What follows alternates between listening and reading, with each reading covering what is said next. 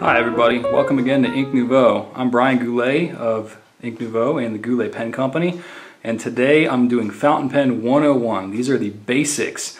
This is assuming you know nothing about fountain pens. I'm going to show you the ropes and show you how they work, what's going on, and what you need to get started if you're interested in it. It's not really complicated, but it does take a little bit of explanation, so I'm hoping to clear some things up today. So I'm going to show you everything that you use to get started.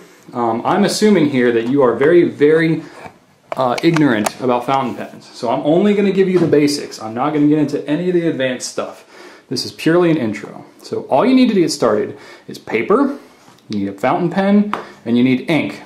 Now, there's several different kinds of fountain pens out there. If you are just getting into fountain pens, you are most likely going to get a lesser expensive pen, which is going to be what's called a Cartridge Converter pen, or known as C/C online. The reason it's called a cartridge converter is because the pen can either receive a cartridge that come in various sizes, or it can take fountain pen ink from a bottle, which gives you better ink for the money, but it takes a little bit more skill, a little bit more work, patience to be able to fill it properly. So this right here, this is a Pellicano Junior, retails for, I don't know, $12, $11.50, something around there. And it's a very inexpensive but pretty decent all-around starter pen if you just want to get into it. So if you notice, the cartridges are different sizes. This cartridge, the small one, this is called the Standard International Short cartridge. This is what most of the fountain pen cartridges will look like. This is the only standard cartridge that's out there. Certain brands, like Pelikan for example, they have their own size ink cartridge that will only fit their pens. But there's other ones, ST DuPont and you know, several others, Aurora, they make their own ink cartridges that only fit their pens, and they're proprietary. So I'm not going to worry about these right now. I'm going to focus on the international short cartridges because these are the ones that are standard. They can fit in a lot of different types of pens. The cartridge is really simple. All you do is you take it and you push it in here and you push it down in, and you should feel some pressure on there, and then that allows the ink to feed through the pen, and then when the cartridge dries up, you pull it out, grab another one, and replace it. Very simple way to get into fountain pens without having to get your hands real inked and messed up and everything, and that's pretty straightforward. I'm going to show you the basics of how a fountain pen works. This one doesn't break down any more than that. So I'm going to show you one of my pens because one of my pens does break down completely. The basics are the same. This is a cartridge converter pen as well. I'll take off the body so you can see really the bare bones mechanics of how this works. This one fits cartridges as well. You know, it can fit on there.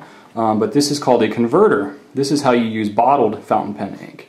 It works the same. It fits the same. It's got the same opening as the cartridge does, except it's got a little screw type pump that you can use to suck ink up out of a bottle, and it allows you to have a little more versatility about the type of ink you're using because not everything is offered in cartridge form.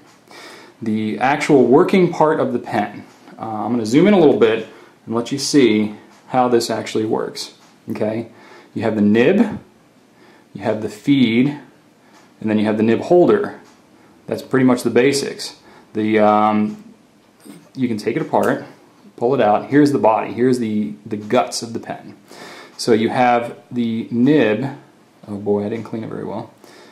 You have the nib, which is a bent piece of metal, basically. It can be steel or gold, and it has a slit that runs all the way to the tip of the nib. And this slit is what draws the ink towards the tip. The feed is really just a series of gills that the cartridge fits onto the back of the pen, and it has a small slit that works and draws through capillary action, draws ink from the cartridge or from your converter through the gills, through the feed, and then with the nib that sits on top of the feed, draws it through that little slit into the edge. It's all through capillary action, so it works upside down. As long as you have ink in the feed, it'll work upside down, because it's just like the same way that trees get water up from their roots to their leaves. Same concept, is that the water in a confined space like that will feed itself through naturally. It doesn't have to be pressurized or gravity fed or anything like that. It's all capillary action. So that explains kind of the internal guts of the pen, and that's the basic fundamentals of how all fountain pens work. So when you're working with the cartridges, you don't have to worry about filling and all that with your pen, but when you're dealing with a bottle, you do. So here's a bottle. This is J. Harbon. This is one of the more expensive brands of ink, but a really good one. Most people who start out with either Noodlers or Private Reserve because they're much more available than some of the other inks, but the basics of how you fill a fountain pen. Okay, your converter has to be on tight.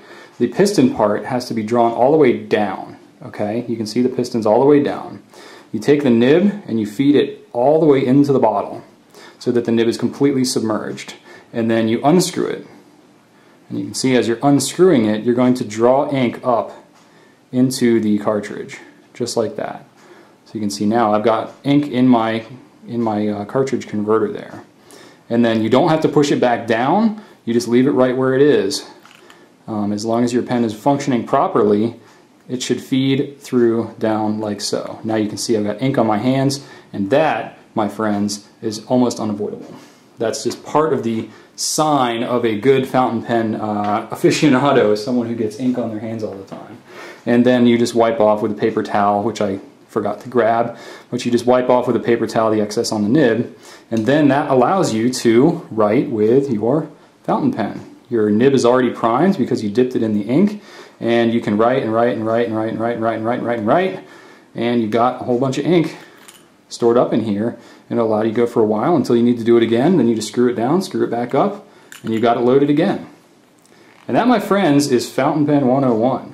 There's a lot more advanced topics and subjects that you can get that might confuse you at this point, but as far as what you need to get started, that's really all I'm going to focus on right now.